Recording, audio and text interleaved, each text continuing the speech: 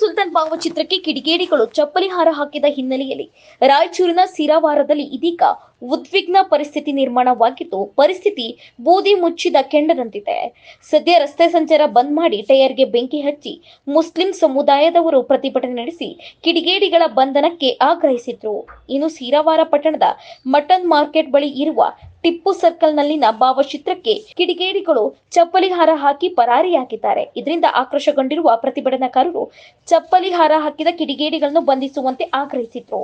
ನಿನ್ನೆ ಕಿಡಿಗೇಡಿಗಳು ಟಿಪ್ಪು ಸುಲ್ತಾನ್ ಭಾವಚಿತ್ರಕ್ಕೆ ರಾತ್ರಿ ವೇಳೆ ಚಪ್ಪಲಿ ಹಾರ ಹಾಕಿ ಸ್ಥಳದಿಂದ ಪರಾರಿಯಾಗಿದ್ರು. ಬಳಿಕ ಇದನ್ನು ಬೆಳಗ್ಗೆ ನೋಡಿದ ಮುಸ್ಲಿಂ ಸಮುದಾಯದ ಮುಖಂಡರು ಆಕ್ರೋಶಗೊಂಡಿದ್ರು.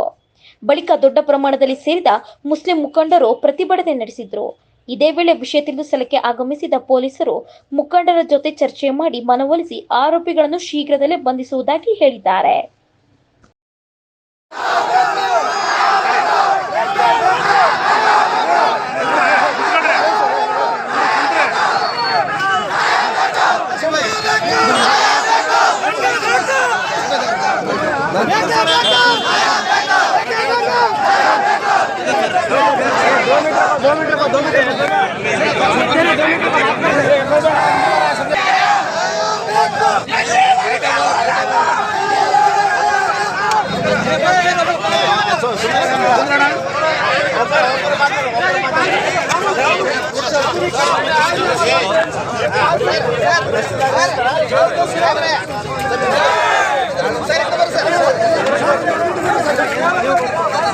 ಇನ್ನವರೆಗೂ ಶಿಕ್ಷೆ ಇಲ್ಲ ಸರ್.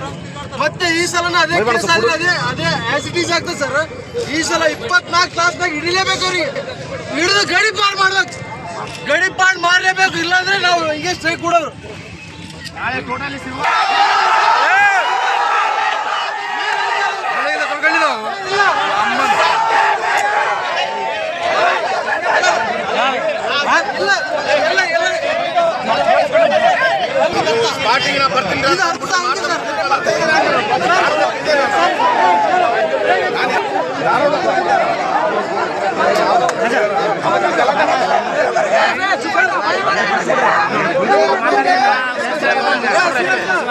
ಸರ್ ಇನ್ನೊಂದು